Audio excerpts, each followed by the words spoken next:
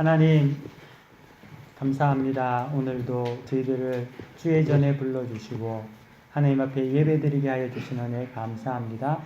하나님 이 시간 하나님 말씀을 우리에게 가르쳐 주시옵시고 또 이 말씀을 우리 마음속에 잘 간직하여서 말씀이 우리에게 생명이 되고 능력이 되고 힘이 되게 하여 주옵소서. 성령께서 이 시간 우리 가운데 역사하실 줄을 믿으며 예수 그리스도의 이름으로 기도 올려드립니다. 아멘. 오늘은 성경 본문 느헤미야서 8장의 본문을 가지고 여호와로 기뻐하는 것이 너희의 힘이라 라는 제목으로 여러분들과 하나님의 말씀을 함께 나누기를 원합니다. 레위기의 주제는 오늘 본문은 느헤미야서인데요. 또 느헤미야서뿐만 아니라 오늘 본문은 아니지만 레위기의 말씀을 좀 함께 나누면서 또 설교를 전하려고 합니다.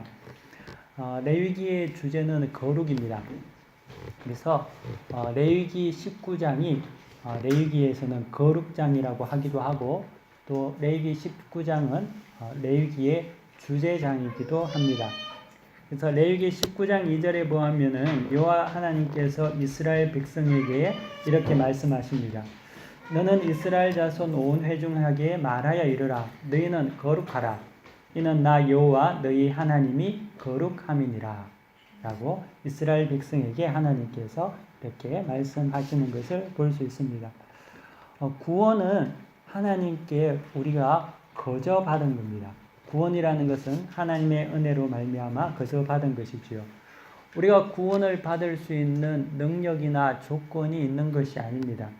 성경은 말하기를 모든 사람이 죄를 범하였기 때문에 우리가 하나님의 은혜, 영광에 이르지 못한다고 분명하게 말하고 있습니다. 인간이 할 수 없는 그 불가능한 한계, 구원받을 수 없는 인간의 한계를 오직 하나님의 전적인 은혜로 인해서 우리가 구원을 얻게 되었습니다. 구약의 출애굽기와 그리고 출애굽기 안에 있는 유월절과 홍해 사건이 그것이 구약의 예표가 되는 것이죠. 고난과 압제 가운데 살았던 이스라엘 백성들이 하나님의 정권적인 은혜로 인하여서 애굽에서 탈출하게 되고 또 유월절로 인해서 그들이 살게 되고 또 홍해를 건너므로 말미암아 해방되는 것 같이 이것은 신약에서 예수 그리스도의 예표가 됩니다. 그래서 예수 그리스도 어린 양이 되신 예수 그리스도께서 대신 우리를 위해서 죽으신 그 십자가 사건을 통하여서 우리의 죄가 이제는 죄악된 세상에서 구원받게 되고 마치 이스라엘 백성이 애굽에서 나온 것 같이 우리 또한 죄악된 애국과 같은 이 땅에서 그리스도의 보혈의 피로 말미암아 구원을 얻게 되고 그러므로 말미암아 이제 우리는 하나님의 백성으로서 살게 되는 것을 하나의 예표로 구약의 성경을 통해서 우리를 깨닫게 해준다는 거죠. 그러므로 이 구원받은 백성이 살아가는 그러한 하나의 어떤 모습으로서 하나님께서는 이스라엘에게 율법을 주십니다. 그러므로 율법이라는 것은 구원을 받기 위한 그러한 조건이 아니라 율법은 구원받은 백성에게 하나님께서 그에 합당한 존재로 살아가기 위해 주시는 그러한 삶의 원리이고 삶의 방법을 말하고 있는 것이죠. 우리가 잘못 생각하는 게 뭐냐면은 율법을 잘 지키면 구원을 받는다. 그래야지만이 하나님의 은혜가 있다라고 생각하는데 그게 아니고요. 율법을 잘 지키면 구원을 받고 천국을 가는 것이 아니라 구원은 이미 우리가 죄인 되었을 때 하나님의 은혜로 말미암아 정권적인 하나님의 사랑으로 우리가 다 구원을 받은 겁니다. 마치 이스라엘이 홍해를 건너서 구원받은 애굽에서 구원받은 것 같이 우리가 하나도 잘한 것이 없었을 때 우리가 아직 죄인 되었을 때 예수 그리스도께서 우리를 위해서 죽으심으로 말미암아 여러분들은 구원받은 백성이 되었습니다. 그리고 하나님을 알게 된 것이죠. 그래서 여러분들이 지금 이 자리에 하나님을 믿음으로 이 자리에 와 있는 것 아닙니까? 그렇기 때문에 율법이라는 것은 홍해를 건넌 이후 시내산에서 받았은 율법은 구원의 조건이 아니라 구원받은 백성으로서의 삶을 살아가는 합당한 조건, 그러한 삶의 방식으로 주어졌다는 거죠. 그것을 거룩이라고 하고요. 레위기는 이 거룩에 대해서 말하고 있습니다. 하나님께서 주신 율법은 더 이상 여러분들이 이제 죄의 노예가 아니라 하나님의 자녀로서 구원받은 백성으로서 살아가야 하는 그러한 모습으로서의 주신 그러한 하나님의 은혜인 것이죠. 만약에 이제 이것을 우리가 잘 알지 못하면 어떻게 되냐 하면은 여전히 이 율법을 지킴으로 말미암아 뭔가를 함으로 말미암아 구원을 받아야 된다는 생각을 가지고 있기 때문에 예수 믿는 것, 하나님을 믿는다는 것이 늘 멍해와 같이 여겨지게 됩니다. 많은 사람들이 이 율법의 기능을 잘못 알고 있기 때문에 율법이라는 것은 이미 구원받은 여러분들이 왕같은 제사장으로서 하나님께서 주신 그러한 신분에 합당한 삶을 살기 위해서 주신 것임에도 불구하고 그것이 마치 구원의 조건인 양 생각하고 그것에 매여 살다 보니까 예수를 믿고 하나님을 알면서 살아가면서도 기쁨이 없다는 거죠. 항상 그런 부분에 있어서 늘 어둠의 삶에 살아가는 것을 볼 수가 있습니다. 하지만 사랑하는 성도 여러분, 전혀 그런 것이 아니고요. 여러분들은 잘났든지 못났든지 간에 주의 은혜로 구원을 받은 하나님의 자녀가 되었습니다. 여러분이 마음으로 믿고 입으로 시인하는 것 자체가 성령께서 여러분 가운데 역사하지 아니하시면 절대로 일어날 수 없는 일입니다. 하나님의 은혜로 여러분들은 이미 천국행 구원 티켓을 다 얻은 거죠. 이게 주의 은혜인 것입니다. 그러면은 구원받았기 때문에 이제 룰루랄라 나는 이제 구원받았으니까 막 살아도 되겠네. 그게 아니라는 거죠. 하나님께서는 구원받은 백성에게 율법을 주셨습니다. 네가 내 자녀로 살려면은 이런 정도는 살아야 되지 않겠니? 하나님의 자녀로 살아가는 품위가 있어야 되지 않겠니가 우리에게 주신 성경이고 율법이라는 거죠. 그렇기 때문에 이 영적 원리를 알게 되면은 하나님의 말씀을 따라 순종하며 살아가는 것이 고통이 되지 않습니다. 그것이 우리에게 기쁨이 되고 그것이 우리에게 힘이 된다는 거죠. 하나님은요, 우리에게 먼저 무언가를 하시기 전에 우리에게 먼저 요구하지 않습니다.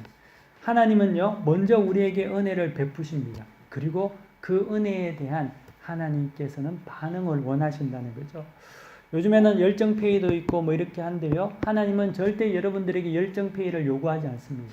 뭔가 여러분들이 하면은 그렇게 하지 않는다는 거죠. 하나님의 은혜는 후불이 없다는 거죠. 하나님은 먼저 우리에게 주십니다. 그렇기 때문에 성경에 보니까요, 하나님은 늘 많이 배신을 당하는 것 같습니다. 왜냐하면 베풀어 주는데 많은 은혜를 베풀지만 거기에 대한 반응은 그렇게 많이 없다는 거죠. 사랑하는 성도 여러분, 하나님도 우리에게 그런 모습으로 나타나십니다. 근데 우리 또한 어떻게 보면은 믿음 생활하면서 여러분들이 그런 하나님의 모습 속에서 살아갈 때가 있을 거라고 생각하는데 낙심하지 마시기 바랍니다. 여러분들이 은혜를 베풀었을 때 그 은혜가 곧장 오지 않는다고 해서 여러분들이 그게 너무 낙심하지 마시고, 하지만 하나님께서는 그것 또한 우리에게 다 기억하신다는 거죠. 하여튼 하나님은 먼저 부어주시고요, 감동을 주시고 하나님을 알게 하신다는 거죠. 그 다음에 우리에게 걸맞는 삶을 살라고 하십니다. 창세기에도 보면은 하나님께서 먼저 천지를 창조하시고 에덴 동산을 인간에게 주신 후에 선악과에 대해서 말씀하지 않습니까? 이게 성경의 원리라는 거죠. 이 영적인 원리를 우리는 잘 알아야 된다는 겁니다. 이 구속사적인 은혜를 우리가 알아야 합니다. 그렇지 않으면은 이 율법에 매여서 늘 무거운 짐을 지고 살아가는 그런 사람이 되고 만다는 거죠. 이것을 깨닫지 못하면 교회 다니는데 하지 말라는 게 너무 많죠. 불편하게 느껴진다는 거죠. 믿는 것이 고민하고 그리고 하나님 믿는 것이 불편하게 된다는 거죠. 하지만 그렇지 않다는 은혜 안에 여러분들이 거하셔야 합니다. 주님은 우리가 왕같은 제사장에 합당한 삶을 살기를 원한다는 거죠. 그 은혜가 있는 곳에, 그 깨달음이 있는 곳에 기쁨이 있고 믿음 생활이 온전한 능력이 나타난다는 거죠. 어떤 사람은 이 간단한 영적인 논리를 깨닫는 것을 단순간에 깨닫는 사람들도 있지만, 어떤 사람은 이 영적인 원리를 평생을 걸쳐서도 못 깨닫는 사람이 있습니다. 그래서 믿어도 기쁨이 없고 늘 뭔가 자기가 지고 가야 할 것이 많다고 생각하는 사람들이 많습니다. 성경에 보면은요, 이스라엘 백성도 그랬습니다. 이스라엘 백성도 근 1000년 동안 하나님의 말씀, 이 율법을 주신 이유를 잘 알지 못했다는 거죠. 원래 모세가 율법을 받았을 때, 레위기 율법을 받았을 때가 BC 한 1500년 정도로 볼 수 있는데요. 지금 느헤미야의 본문이 한 BC 400년 정도에 쓰여진 본문입니다. 그때 기록의 내용입니다. 그러면 그 1000년 동안 이스라엘 백성은 이 하나님께서 그들에게 주신 율법의 기능을 몰랐기 때문에 언제나 하나님의 율법을 지키면서도 두렵고 떨리고 하나님의 말씀에 늘 억눌려서 살고, 그러므로 말미암아 항상 하나님의 말씀에 비껴나서 다른 신들을 섬기고 이러한 모습들을 가지고 살았다는 거죠. 하지만 우리가 이 성경을 통해서 알 수 있는 것은 이것이 아니라는 것을 우리가 오늘 성경 본문을 통해서, 말씀을 통해서 분명히 깨달아 알아야 합니다. 여러분들이 가지고 있던 생각이 만약에 그랬다면 바꿔야 합니다. 하나님께서 여러분들에게 구원하신 것은 그저 은혜로 주신 거고요. 그리고 여러분들은 이제 그에 합당한 삶을 살기 위해서 하나님께서 주신 율법을 기쁨으로 이제는 여러분들이 품위 있게 살아가시는 거죠. 이 말씀을 여러분들이 꼭 마음속에 간직하시기를 바랍니다. 이 이스라엘이 이 포로기 이후에 일어났던 그것을 깨닫지 못하고 많은 어려움을 겪고 하나님 앞에서 실패해서 포로로 잡혀갔다가 이제 다시 돌아온 본문의 내용이 오늘 성경 느헤미야서 8장의 스토리입니다. 7장에 보면은요, 포로에서 돌아온 사람들의 명단과 몇 명이 돌아왔는지 숫자가 있습니다. 그리고 이 돌아온 포로 귀환한 백성들에게 이제 율법책을 읽고 가르치는 것을 오늘 본문 8장부터 나타나 있습니다. 성경을 보시면은요, 8장 1절에 보시면은 이렇게 적혀 있습니다. 이스라엘 자손이 자기들의 성읍에 거주하였더니, 이 자기들의 성읍이라는 것은 돌아와서 이제 자기들의 성읍에 거주한 거죠. 7째 달에 이르러 모든 백성이 일제히 수문 앞 광장에 모여 학사 에스라에게 여호와께서 이스라엘에게 명령하신 모세의 율법책을 가져오기를 청하매 라고 이야기합니다. 에스라를 통해서 모세의 율법책을 가져와서 이제 말씀이 낭독되고 해석이 이루어지는 일이 일어나는 거죠. 근데 여기 보면은요, 에스라에 대해서 학사 에스라에게 라고 이야기하는데요. 학사가 뭡니까? 여러분들 성경 보시면은 관주 성경이나 보면은 제 성경에는 2번에서 학사라고 해서 서기관이라고 적혀 있거든요. 그래서 여러분들도 그럴 것 같은데요. 이 서기관이 뭐냐? 서기관이 하는 일은 성경을 뺏겨서는 일을 하는 사람을 서기관이라고 합니다. 과거에는 인쇄술이 발달되지 않았기 때문에 책을 한 건 뭔가를 이제 인쇄를 할 수가 없기 때문에 뺏기려고 하면은 서기관이라는 사람이 그 책을 다 뺏겨서 새로운 책을 또 만들게 되는 거죠. 그래서 이 에스라는 성경을 늘 뺏겼었던 사람입니다. 과거에는 이 책 한 권이 굉장히 비쌌던 이유가 그 책 한 권을 똑같이 뺏겨서 쓰는 것이 굉장히 많은 수고가 들어갔고, 특별히 율법책을 뺏겨 쓰는 것은 그냥 일반 책과는 달랐기 때문에 정말 마음과 뜻과 정성을 다해서 하나님의 말씀을 거룩한 심령으로 그를 뺏겨 쓰는 어떤 일을 하는 사람이 서기관이었죠. 그래서 에스라는 이 성경을 뺏겨 쓰면서 하나님을 알게 된 거죠. 여러분들이 하나님의 말씀을 읽을 때 하나님을 알게 되는 것 같이, 한국에도 보면은 권사님들, 장로님들 중에서 성경을 뺏겨 쓰시는 분들 있잖아요. 성경을 뺏겨 쓰면서 그 뺏겨 쓰는 가운데 하나님을 알게 되기 시작한 거죠. 에스라는 늘 하나님의 말씀을 뺏겨 썼기 때문에 말씀에 정통한 자가 되었습니다. 다른 철학이나 사상책 이런 것을 본 것이 아니라, 문학을 본 것이 아니라 하나님의 말씀을 보는 곳에서 하나님의 뜻을 알게 된다는 거죠. 여러분들이 성경을 봐야 되는 이유가 여기에 있습니다. 하나님의 말씀을 볼 때 여러분들에게 하나님의 힘이 임하게 되어 있습니다. 그래서 성경을 읽고 성경을 쓰고, 왜? 우리에게 생명을 주시는 능력이 성경 안에 있기 때문이죠. 에스라가 그러했다는 거죠. 하나님 말씀 속에 있는 숨겨진 뜻을 뺏겨 쓰다 보니까, 늘 묵상하다 보니까, 읽다 보니까 하나님의 뜻을 알게 된 겁니다. 그래서 그가 지금 백성들에게 하나님의 뜻을 풀어 설명할 수 있는 그러한 사람이 된 거죠. 원래 에스라는 학사, 서기관이기도 했지만 또 동시에 에스라는 제사장이었습니다. 근데 제사장은 하는 일은 성전에서 제사를 드리는 게 제사장의 직분 아닙니까? 근데 지금 이 시대 상황이 어떤 시대 상황이냐면은 에스라뿐만 아니라 모든 이스라엘 백성들이 포로로 잡혀갔다가 지금 다시 돌아온 상황입니다.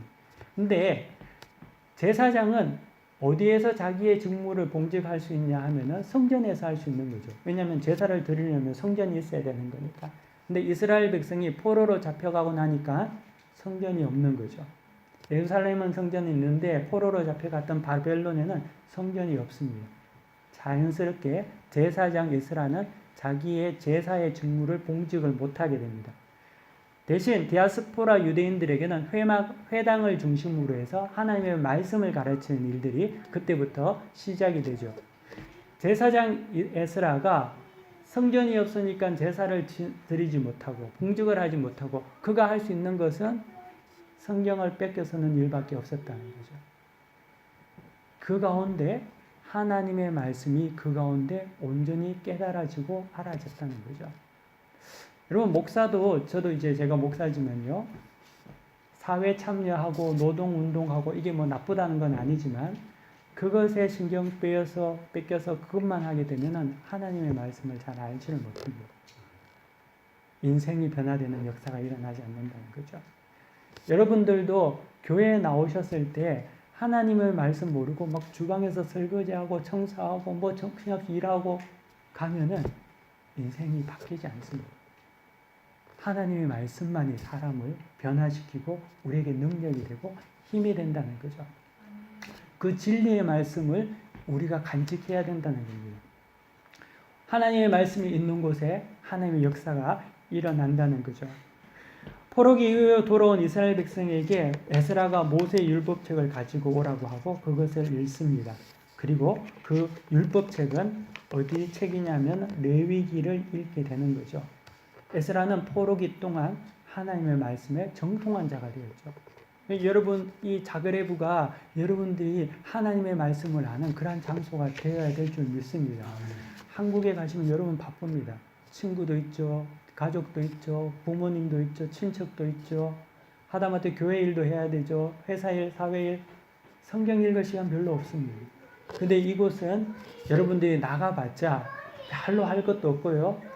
또 만날 사람도 별로 없습니다. 괜히 신발 신고 어디 돌아다니면서 신발 따라봤자 돈이 나가지 별 유익이 없다는 거죠. 이때가 하나님께서 여러분들에게 하나님의 말씀을 통해서 여러분들에게 힘 주시기를 원하는 때라는 것을 여러분들이 깨달아 알아야 됩니다. 이 말씀을 여러분들이 붙잡아야 된다는 거죠. 여러분이 이것을 깨달아 알면은 이곳에 이미 성령께서 여러분 가운데 역사하시는 겁니다.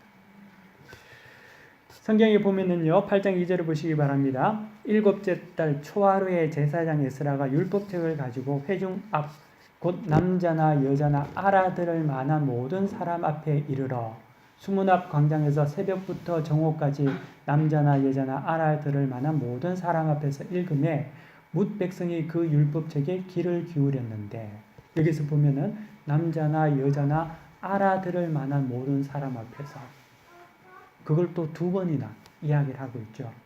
여러분들도 알아들어야 된다는 거죠. 여기서 하나님의 말씀이 여러분 귀에 들리고 그 말씀이 내 심령에 박힐 때 하나님의 역사가 우리 가운데 이루어집니다. 믿으셔야 된다는 거죠. 알아먹어야 된다는 거죠. 근데 여기서 우리가 좀 함께 생각해 볼 게 있습니다. 이게 뭐냐면은 일곱째 달 초하루에 에스라가 율법책을 가지고 회중에게 강해를 하는데요. 새벽부터 하죠. 왜냐하면 이스라엘은 더운 나라이기 때문에 오후가 되면 더워서 있을 수가 없습니다. 그래서 새벽부터 시작해서 점심때까지 이제 상여회가 하나님의 말씀을 가르치는 사경회가 이제 시작되는데요. 그 사경회 시작한 날이 언제였냐면 일곱째 달 초하루였습니다. 근데 이 일곱째 날 초하루는 우리가 생각하는 7월 1일은 아니고요. 우리가 지금 사용한 것은 양력을 쓰지만 히브리인들이 쓰는 유대력이 있습니다. 근데 유대력 7월 1일에 따라서 하는데 여러분 유대력 7월 1일은 이스라엘의 7대 절기 중에 한 날입니다. 레위기 23장에 보면은 7대 절기에 대해서 나오는데 7대 절기의 7월 1일을 유대력에서는 나팔절이라는 절기로 보내는 날이 이 날이었다는 거죠. 그 에스라가 성경 강해 하나님의 말씀을 가르치는 그 일을 하는 그 날이 나팔절에 그 일을 했다는 거죠. 여러분, 이 나팔절의 의미를 좀 생각해 볼 필요가 있습니다. 이 나팔절에 나팔을 불므로 말미암아 모든 백성이 안식을 하는 날인데요. 나팔절에 그 나팔의 재료가 뭐로 만들어진 줄 아십니까? 나팔절에 나팔을 부는 그 나팔의 재료는 반드시 숫양의 뿔을 가지고 나팔을 만듭니다. 그 이스라엘 백성이 광야에서 성막을 중심으로 해서 이동할 때 아침에 일어나서 나팔을 우 불면은 이스라엘 백성이 이동하고 또 저녁에 우 불면은 서고 이 나팔을 불고 한다는 것은 하나님의 임재를 나타내는 것이었거든요. 근데 이 나팔, 숫양의 나팔은 우리가 성경을 좀 이렇게 살펴봐야 되는데요. 창세기 22장에 보면은 그 의미가 숨겨져 있습니다. 여러분, 창세기 22장이 어떤 내용의 이야기가 있는 줄 여러분 아세요? 이런 거는 좀 기본적으로 우리가 예수를 믿으면 알 필요가 있습니다. 창세기 22장은 아브라함이 이삭을 바치는 그 사건, 모리아산의 사건이 창세기 22장에 있습니다. 하나님께서 아브라함을 부르시고 모리아산에 가서 자기 독자 아들 이삭을 바치라고 합니다. 근데 아브라함이 하나님의 말씀을 듣고 순종하고 아침 일찍에 일어나서 이삭을 데리고 모리아산을 3일을 걸어서 갑니다. 그리고 산에 올라가서 이삭을 잡죠. 또 묶어서 제단에서 이삭을 죽이려고 칼을 들고 하는데 그 찰나에 하늘에서 소리가 들립니다. 천사가 사자가 이르되 그 아이에게 내 손을 대지 말라. 그에게 아무 일도 행하지 말라. 내 아들 내 독자까지 아끼지 않는 것을 내가 봤으니 내가 이제야 네가 하나님을 경외하는 줄을 내가 이제야 아노라. 라고 하나님께서 하시면서 거기에서 아브라함이 믿음의 조상이라는 칭호를 받는 그 대역전의 역사가 일어나는 일이 벌어지는 것이 모리아산 사건이고 이게 창세기 22장이죠. 그때 하나님께서 수장을 예비하셔서 아브라함이 보니까 바로 옆에 수장의 뿔이 나무가지에 걸려서 그곳에 있는 것을 발견합니다. 그리고 그 수장을 아브라함이 그곳에서 잡아서 하나님께 제사를 지내게 되는 거죠. 번제를 드리게 되는 거죠. 그때에 뿔이 걸렸는데 그 뿔을 가지고 나팔절에 나팔을 만드는 거죠. 이게 무슨 의미를 가지고 있냐 하면요. 성경에서 이것은 이 하나님의 예비하심 여호와 이레의 하나님의 임재는 언제 이루어지느냐? 아브라함이 하나님의 말씀을 깨달아 알고 하나님의 말씀을 이해를 하고 자기 생각으로는 도저히 아이를 죽일 수 없지만 그 하나님의 마음에 이해를 해서 그 말씀을 듣고 순종을 하고 그 아이를 하나님 앞에 드리려고 할 때 하나님의 임재의 역사가 그곳에 이루어졌음을 수장을 통해서 여호와 이레 하나님의 역사를 통해서 알려준다는 거죠. 이 말은 오늘 에스라가 이 7월 1일 날 초하루 때 하나님의 말씀을 강요하고 가르치잖아요. 아브라함은 하나님의 말씀을 깨달아 알았습니다.